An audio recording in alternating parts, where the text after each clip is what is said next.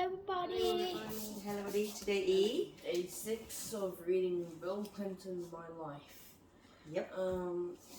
My name's Trim, this is Tian, this is Mum, and Go. we're gonna start reading. Look, this is Harry. I'll show my way up to, we're up to this paragraph. Start from here. Okay. Yep. Hillary says the first time she ever saw me, I was in the Yale Today is sick, hey? Yeah, day 6. This is all the book. Yeah. Yeah. I was in the Yale Law School lounge writing to skeptical fellow students about the size of Hope watermelons. When I was president, my old friends from Hope put a watermelon feed on the south lawn of the White House, and I got to tell my watermelon stories to a new generation of young people who pretended to be interested in the subject I began to learn about so long ago from Aunt Otie and Uncle Carl. My grandmother's brother, Uncle Buddy, and his wife, Ollie, were the primary members of my extended family. Buddy and Ollie had 4 children, 3 of whom were gone from her by the time I came along. Dwayne was an executive with a shoe manufacturer in New Hampshire. Conrad and Falba were living in Dallas, though they both came back to Hope often and live there today. Myra, the youngest, was a rodeo queen. She could ride like a pro, and later she ran off with a cowboy, had 2 boys, divorced, and moved home, where she ran the local housing authority. Myra and Falba are great women who laugh through their tears and never quit on family and friends.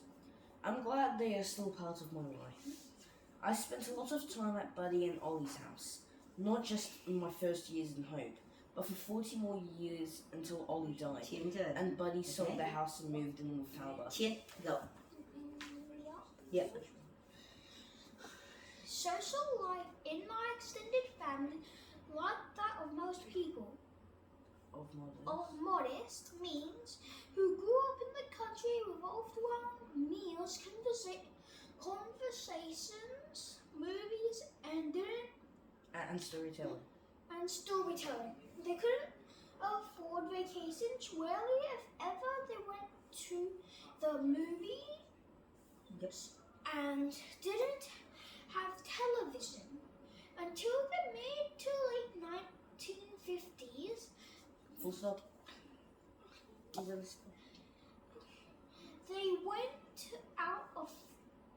They went out a few times a year to the country fair, the watermelon festival, the occasional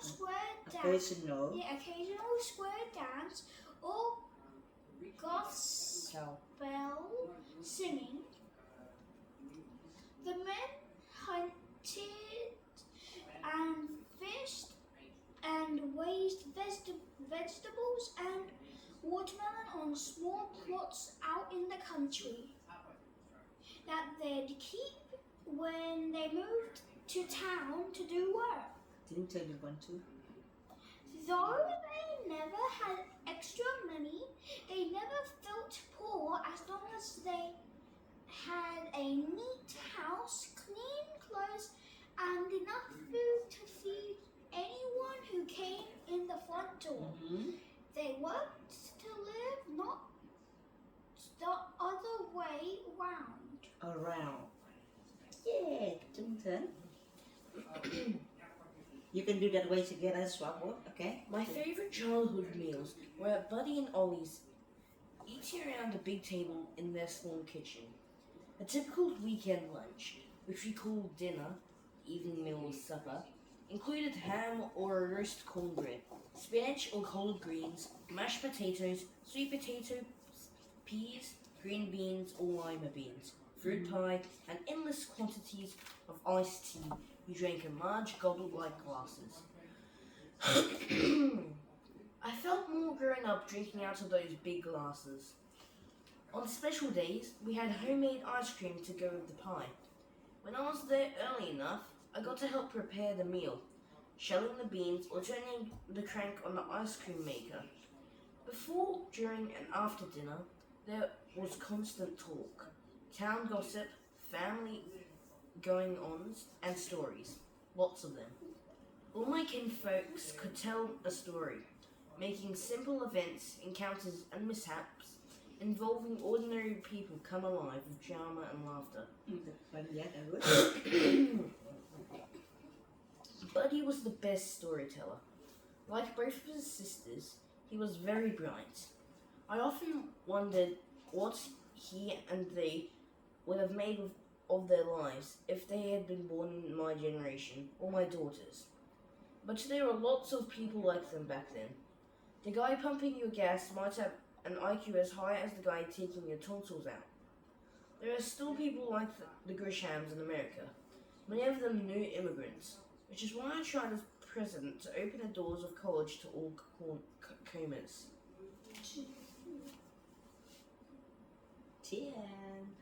Come continue high.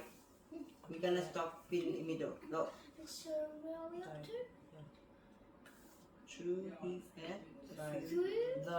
Though he had a very limited education, Buddy had a fine mind and a PhD. Your PhD mean? What mean? A degree in something. Above of the master. What do you call? A degree.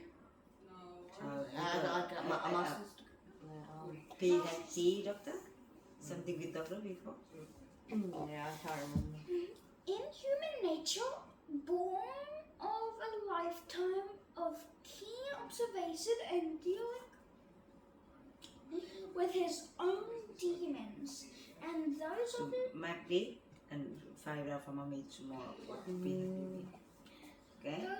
those of his family early in You skipping the full stop.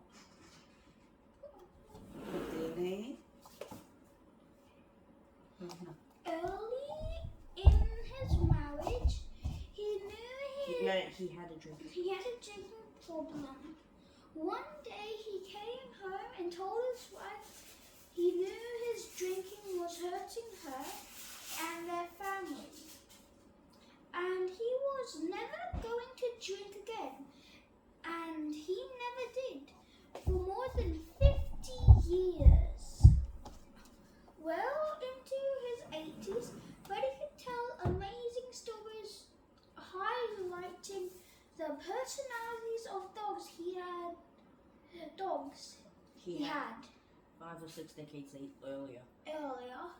He He remembered. remembered their names, their looks, their peculiar habits, how he came by them, the precise way they retrieved soft birds. Lots of people would come by his house and sit on the porch for a visit. After they left, he'd usually have He'd have a story. about them or their kids. Sometimes funny, sometimes sad. Usually sympathetic, always understanding. I learned a lot from the stories my uncle, aunts, and grandparents told me. That no one is perfect, but most people are good. That people can't be judged only by their worst or weakest moments. That harsh judgments can make hypocrites of us all. That a lot of life is just showing up and hanging on. That laughter is often the best, and sometimes the only response to pain. Perhaps most important, I learned that everyone has a story of dreams and nightmares, hope and heartache, love and loss, courage and fear, sacrifice and selfishness. All my life, I've been interested in other people's stories. I wanted to know them, understand them, feel them. When I grew up and got into politics, I always felt the main point of my work was to give people a chance to have better stories. Uncle Buddy's story was good till the end. He got lung cancer in 1974, had the lung removed, and still lived to 91. He counselled me in my political career, and if I'd followed his advice and repealed an unpopular car tag increase, I probably wouldn't have lost my first. You need today, right? Yeah, Good my, job. my first govern. National. Yeah. National. Gubernatorial re-election campaign in 1980. Mm-hmm. He lived to see me elected president and got a big kick out of it. After Ollie died, he kept active by going down to his daughter Fauber's donut shop and regaling a whole new generation of kids with his stories and witty observations on the human condition. He never lost his sense of humour. He was still driving at 87. And didn't make one and two. When he took two lady friends, aged 91 and 93, for drives separately once a week. When he told me about his dates, I asked, "So you like these older women now?" He snickered and said, "Yeah, I do." It seems like they're a little more settled. No, Didn't one and two finished. Go. In all our years together, I saw my uncle cry only once. Ollie developed Alzheimer's and had to be moved to a nursing home for several full stop. Keep missing that. weeks. Afterwards. Afterwards, he knew who she was for a few minutes a day during those You keep missing the full stop. Lucid. lucid intervals. He would call Buddy and say, Owen, how could you leave me in this place after 56 years of marriage? Come get me right now. He would dutifully drive over to see her, but the time he got there, she would be lost again in the midst of the disease and didn't know him. It was during this period that I stopped by to see him late one afternoon. Our last visit at the old house. I was hoping to cheer him up. Instead, he made me laugh with bawdy jokes and droll comments on current events. When darkness fell, I told him I had to go back home to Little Rock. He followed me to the door, and as I was about to walk out, he grabbed my arm. I turned and saw tears in his eyes for the first and only time in almost 50 years of love and friendship. I said, "This is really hard, isn't it?" I'll never forget his reply. He smiled and said, "Yeah, it is, but I signed on for the whole load, and most of it was pretty good." My Uncle Buddy told me that everyone has a story. He told his in that one sentence. Well done, guys. Today did so good. Voice clear, loud, more excited. Thank everybody. We finished the chapter. Yeah, chapter 2. We are now Sweet. going to be reading chapter 3. For next time. Yeah, Bye. So have a good night. Have a good night. Have a good night. Yeah. Bye.